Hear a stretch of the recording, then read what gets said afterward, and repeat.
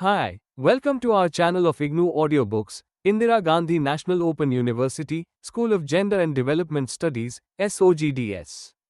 Postgraduate Diploma in Women's and Gender. 2.1 Introduction.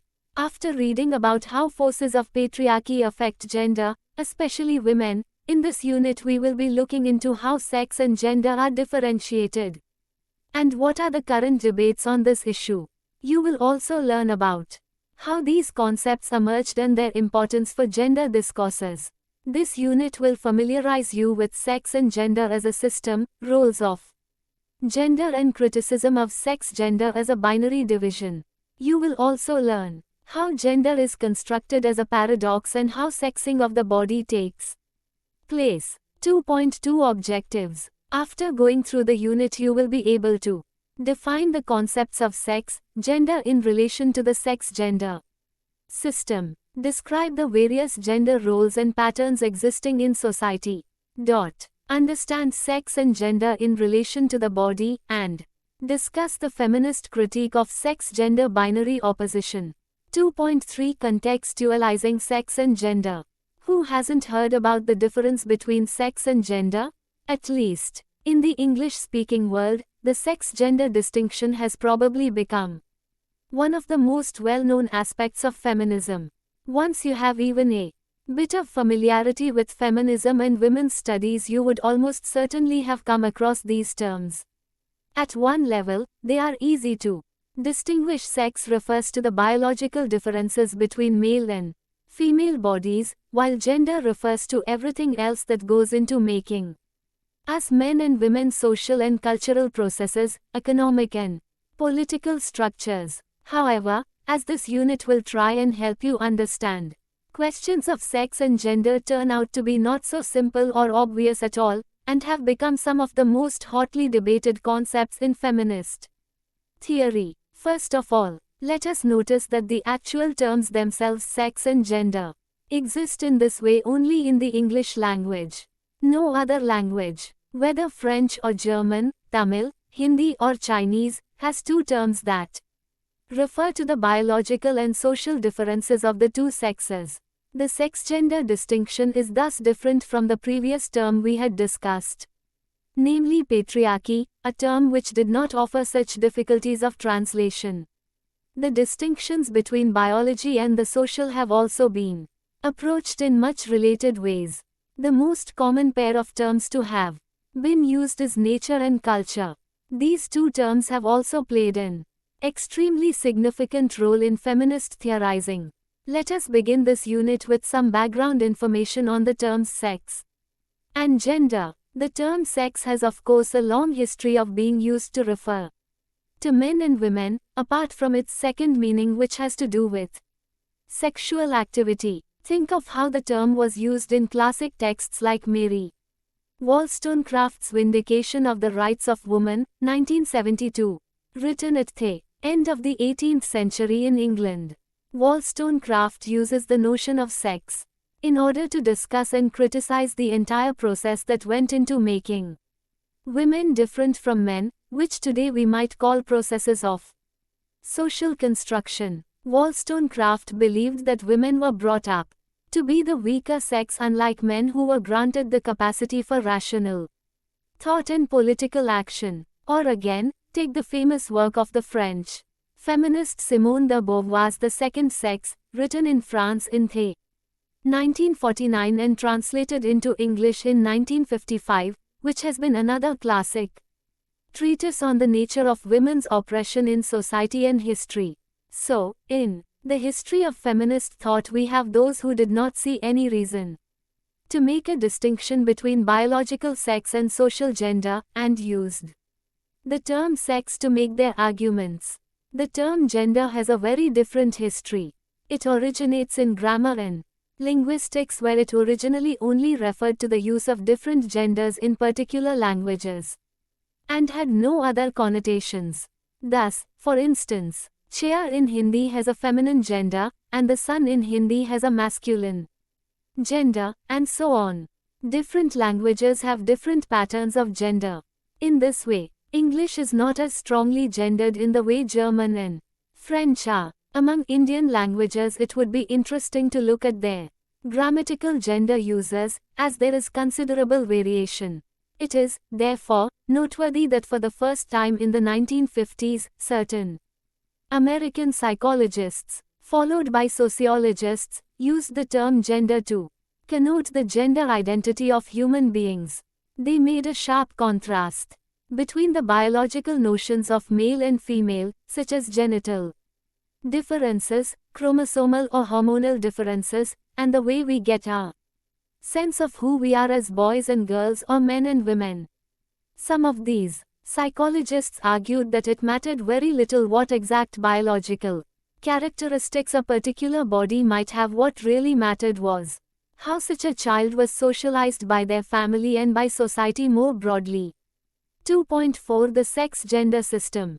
It was such ideas of a strong difference between biological sex and social gender that were picked up by feminists in the 1970s and in the years that followed. One of the earliest formulations came from a famous essay by Gayle Rubin written in 1974, in which she explained what she called the sex-gender system. Rubin begins her analysis of women's oppression by making some very plausible claims: whoever we are, whether we are feminist or against feminist ideas, it is what we think the causes of women's oppression to be that will determine what kind of society we imagine to be possible in future. Thus, if we believe that men are innately aggressive and violent by nature, there would be little scope for change other than to physically alter men's very nature or to get rid of them. But if we allow that much of society and economic relations within society are playing a role in women's oppression, then a different and more egalitarian future is possible by changing these social and economic structures. Box No. 2.1. Drawing on the work of a range of major theorists, including Marx, Freud and the anthropologist Claude Lévi-Strauss, Gayle Rubin proposes that the sex-gender system is the set of arrangements whereby a society transforms biological sexuality into products of human activity, and in which these transformed sexual needs are satisfied. Rubin, 1974, page 159. In Rubin's theory, then, biological differences between men and women form a kind of backdrop for the gender system, whose basic structure she locates in theories of kinship, especially the exchange of women by men through the institution of marriage. This is how a social system is imposed on the natural world, since it is men who do the exchanging, the giving, of women, where men have rights that women do not. There are further differences between men and women, such as a division of labor whereby certain tasks are seen to belong to the man and others to the woman. Rubin goes on to discuss how the social system imposed on natural differences may even result in exclusive gender identities that suppress natural similarities. Thus, any feminine traits in a man have to be suppressed as well as masculine traits in a woman.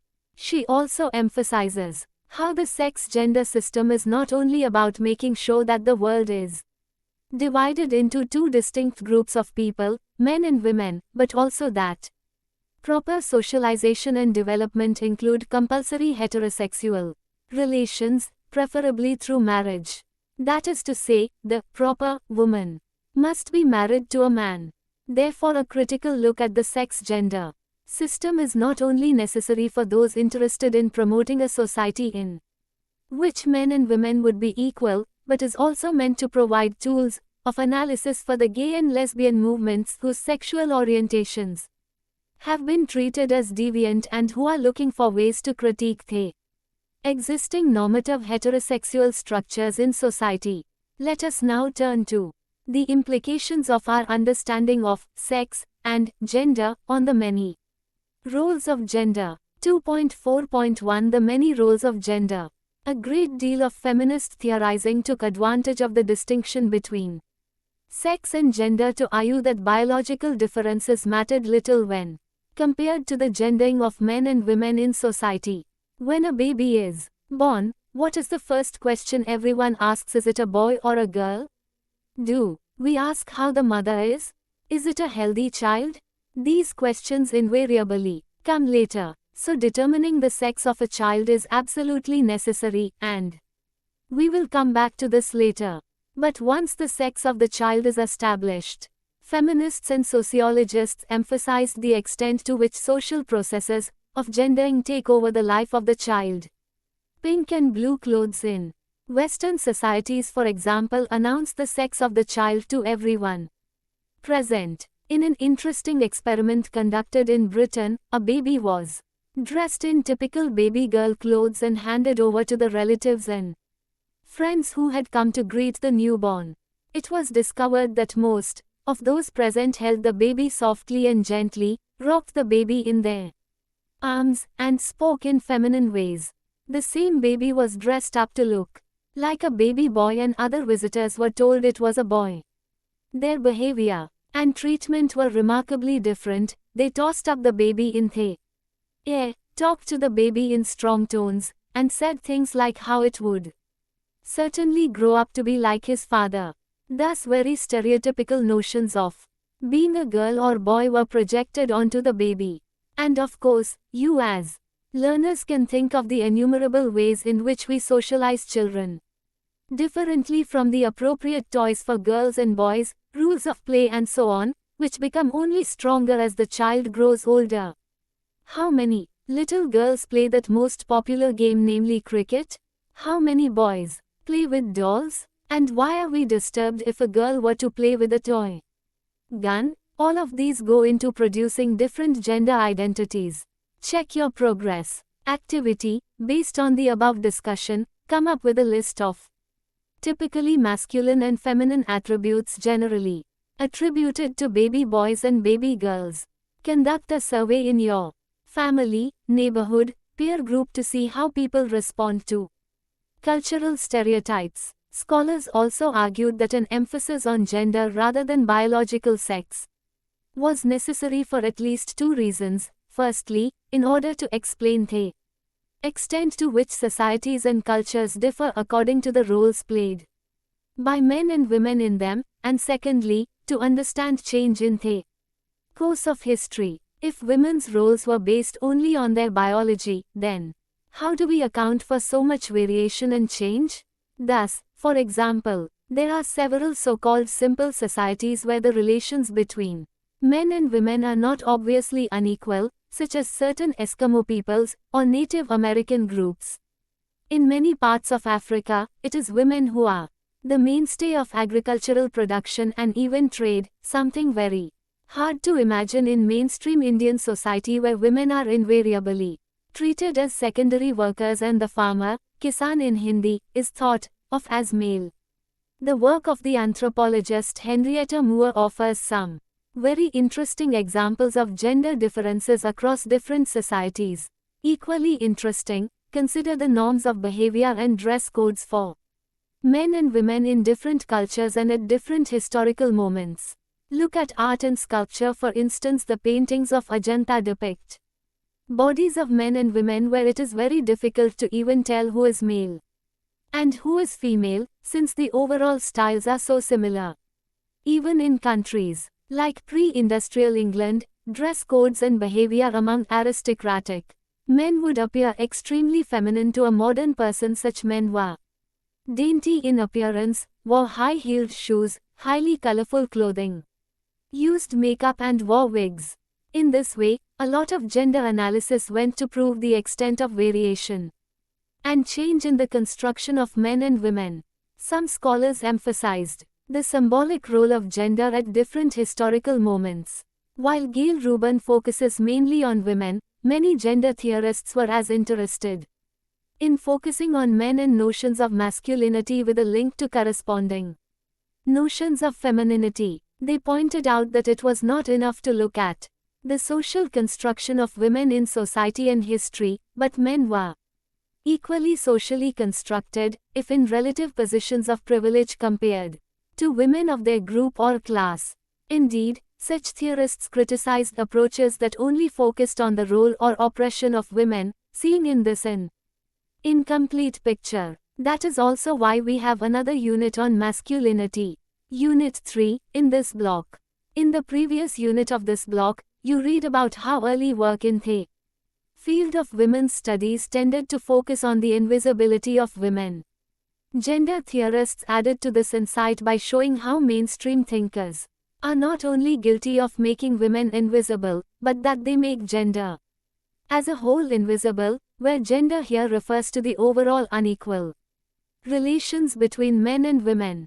Think of the very meanings of the words man and woman. The word man in most languages has a double meaning. It can refer just to those who are biologically male, as well as to man, in the sense of mankind, namely the entire human race.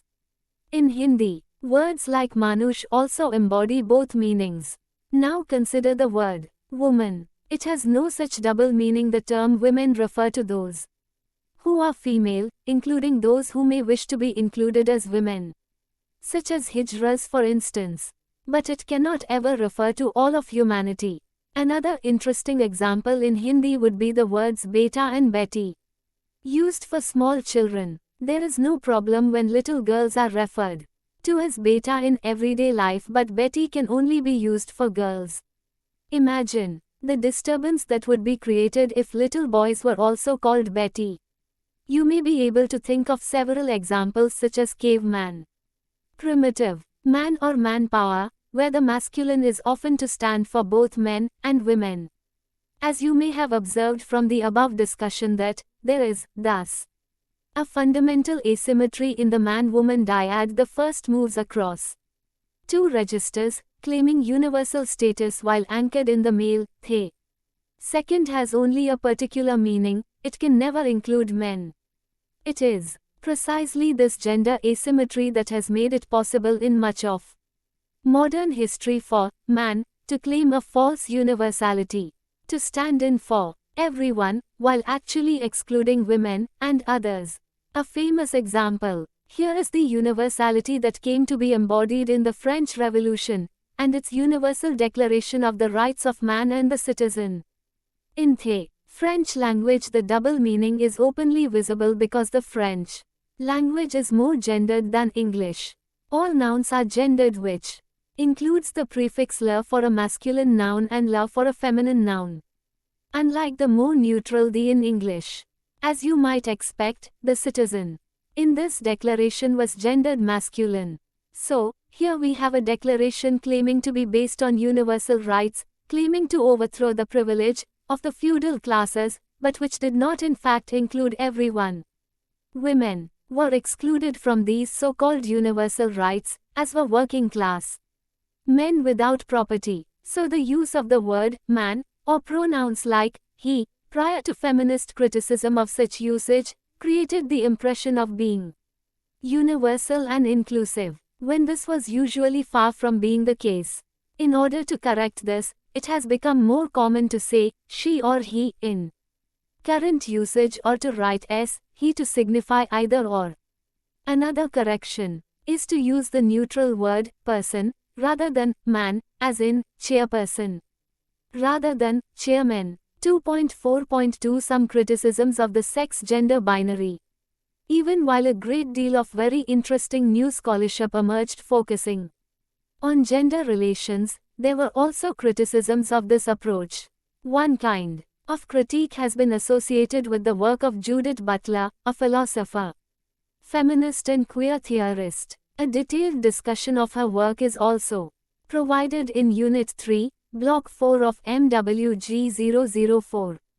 Her criticisms are quite complex and have also been evolving in her numerous writings. So in this unit it will only be possible to provide a short and simple summary. According to Butler, a common problem in the use of the terms sex and gender in the way, for instance, that Gail Rubin did in her 1974 essay, is that there is an assumption of a given biological fact of sex as something fixed in the body, which is then provided meaning by social gender. To use an easy metaphor, it is as though sex is the body, like the determination of the sex of a baby, while gender are the clothes that come later. As she asks, pointedly, if indeed feminists and other scholars believed that biological sex has very little to do with gender, then why have we proceeded with two sexes and two genders, with gender faithfully following sex? It is as though sex is the ground and gender the social effect. Butler instead turns the sex-gender distinction on its head. There is nothing like a pre-social notion of sex fixed by nature. Rather, sex is as much the product of social and political institutions as ideas of gender are. So she makes sex the effect of gender rather than its cause. Precisely because gender is a very open-ended and contingent process involving complex formations of identity, a person's sense of self in relation to others, as well as sexual desires, which may be for the opposite sex but could equally be for the same sex. It has been necessary, especially in modern Western societies, to fix such potentially fluid identities through recourse to notions of an immutable and unchanging sex rooted in biology. Judith Butler's work has therefore looked at gender identity as a process that is constantly being created through repeated everyday acts and performances of that identity, constrained by ideas, discourses and institutions that are shaping these identities and giving them recognizable meanings. Much of her work shows where and how this happens, the roles played by both gender norms and norms of heterosexuality, and how this can be questioned. You will read in greater details about her ideas in the course Gendered Bodies and Sexualities, MWG 004. 2.5 The Paradox of Gender. Let us now look at another way of discussing the problems with the sex-gender system, which can be called the paradox of gender. Consider for a moment some of the major aspects that are involved in the biological distinction of the sexes. For example, while the body size of men and women show considerable internal variation, on average, male bodies are somewhat more muscular and taller than female bodies. This has been the basis for making sharp distinctions between men and women in the field of sports, for instance. Another anatomical and physiological difference has to be with procreation. It is women as a sex who can bear children as a consequence of sexual intercourse with men. Till about the mid-19th century in Western societies and till the middle of the 20th century, in countries like India, women had, on average, very high rates of fertility, giving birth to many children in the course of their reproductive lives. As a consequence, women under these conditions also experienced high rates of child mortality and maternal mortality.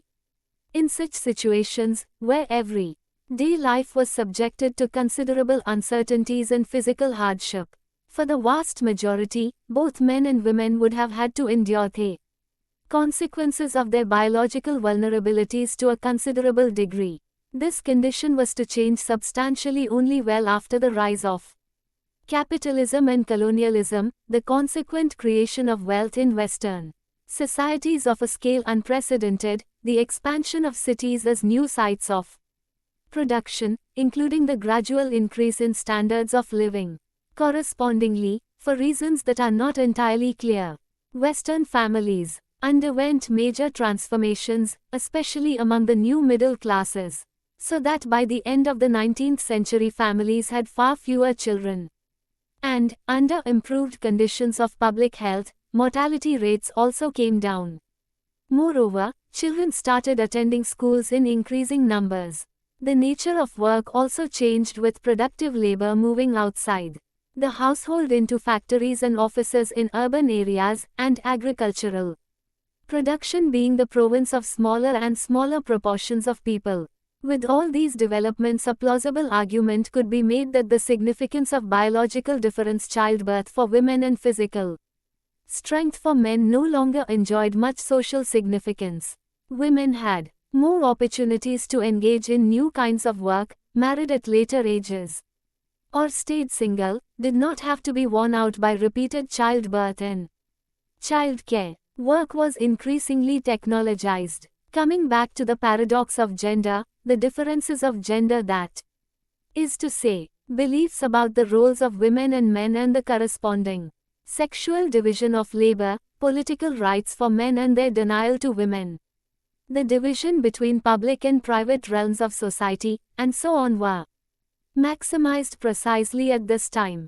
Thus, the new middle-class home in the 19th century was reinvented to become a space of love and care. Unlike the pre-industrial household of the peasant, the merchant or the artisan where economic production was central, so much so that production was now associated with public life. Women were thought of as inherently weak and incapable of rational thought or the exercise of political rights, whose primary duties were the care of the home as wives and mothers. Middle-class men were, on the other hand, rational, public and political. It has therefore been said that a kind of bipolar gender regime was sought to be created during this era. In other words, precisely when the significance of basic biological distinctions were reducing, gendering was increasing. This is understood by the paradox of gender and its normative structures. Sexing the body. Let us now look at the notions of the anatomical body and physiological body, which are the basis of sex and the domain of nature. As we have seen, in the first stages of feminist theorizing on the distinction between sex and gender, less attention was paid to sex and most attention to questions of gender. Thus, it was common to hear that while it was true that women's biological reproduction made them childbearers, this had no consequences on their capacities. More generally, they were capable of working, thinking, taking political decisions, and so on. So those who argued that women only belonged to the home as mothers were guilty of having the wrong beliefs about gender, and biology had nothing to do with it. However, there were those, especially feminists interested in the field of science, who were keen to investigate ideas of sex and their possible relationship to gender. In our everyday understanding of the anatomical differences of sex, we conceive of it as something given or fixed. When we refer to women as biologically female, we have in mind one or more of the following: female genitals, an XX chromosome structure and certain female hormones. Men, on the other hand, are identified by male genitals, an XY chromosome and male hormones. But what does all this mean? How have scientists discovered and theorized these various aspects? Do all women and all men have these characteristics and in the same way? Are we clearly divided into two sexes? There is now a large literature on these kinds of issues, and there seems to be nothing obvious about how sex works. First and foremost, it is necessary to question a naive approach to the field of science itself. It is commonplace to think of science as objective and neutral, since it is studying the seemingly non-social aspects of the world, life forms, plants, animals, and human beings. Especially after the widespread discovery of theories of evolution, the idea that human beings evolved at some early point in prehistory from apes, which displaced to a considerable degree religious beliefs about the origins and nature of human life, science has become the most powerful source of truth about us and our worlds. It is important to reflect on how research done by science is exerting tremendous influence over our understanding, including biological theories about sex and what is considered the natural development of men and women in society. Such influences may be at their strongest in Western societies, but they are increasingly gaining ground in contexts like ours as well. A good place to start would be with what makes us male and female. According to the feminist scholar of science, Annie Fausto Sterling, who is a biologist and a feminist, though scientists might want to believe otherwise, it is actually quite impossible to somehow separate out purely scientific and purely biological characteristics. They are invariably entangled and embedded in social ideas, that is to say, our notions of gender. For instance, it seems easy to say based on contemporary science that a combination of external genital characteristics, chromosomes and hormonal balance determines the sex of a person. But what exactly is this combination and how does it work? There are no clear answers here.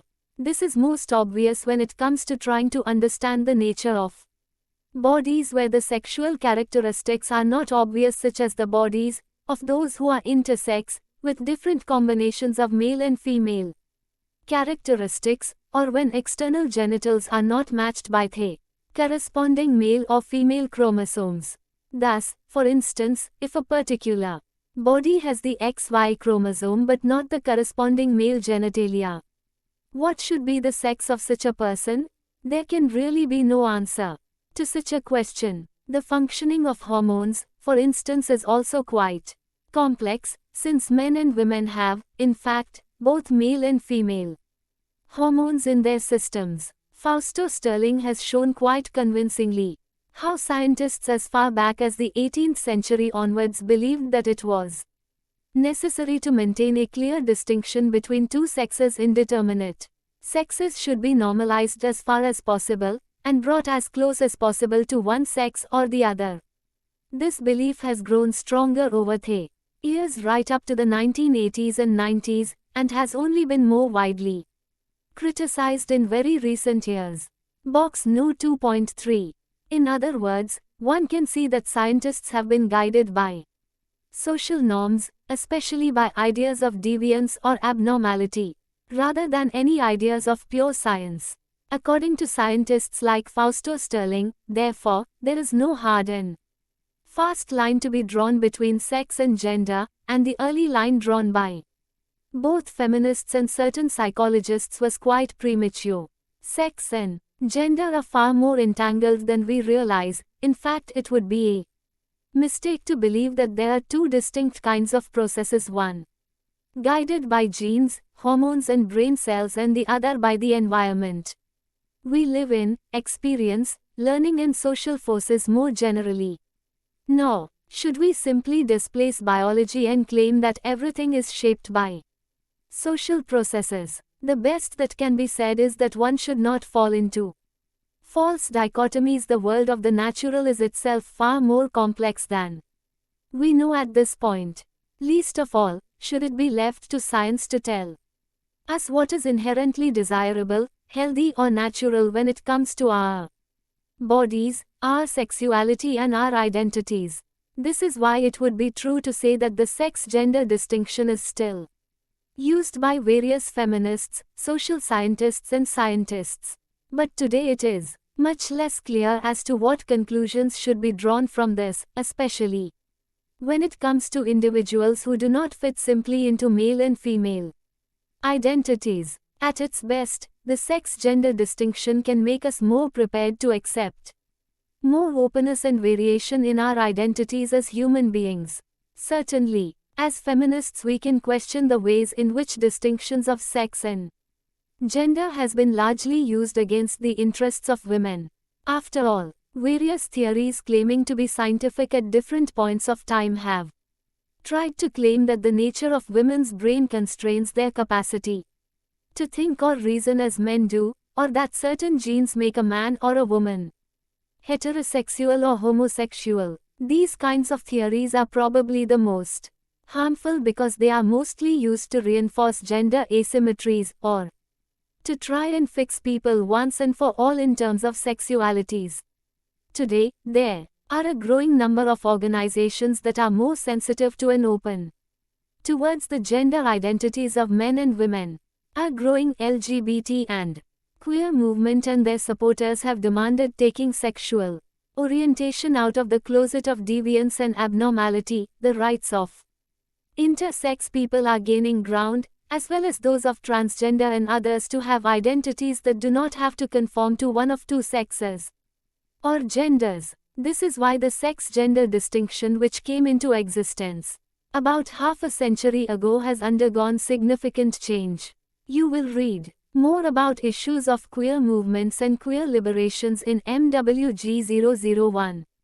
Block 3. Even more important, it is absolutely essential to go beyond the discussion of this unit to see that sex-gender is not the only way in which women are selectively differentiated from men and oppressed in society.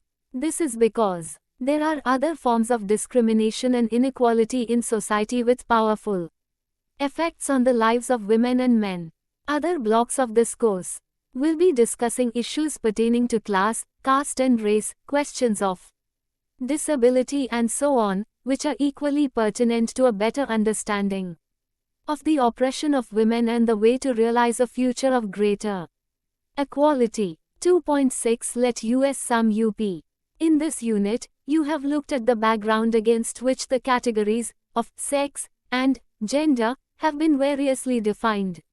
You would have realized that the sex-gender system, as a concept, is not as simple or obvious as it may first appear. Gender roles, the relation of sex and gender with the body, the impossibility of clearly defining categories of sex in scientific or biological terms. All of these led us to think about the actual complexity of these concepts. A brief examination of Gail Rubin's work and Judith Butler's work on these related concepts would have also helped you to view the sex-gender binary from a critical perspective. Finally, the unit should have helped you to question the conventional definitions of sex and gender due to their negative impacts on women. Hopefully, your understanding of these issues will impel you to think further about and analyze several of the subtle issues related to these concepts. Thank you for watching. We will see you in the next video with next chapter.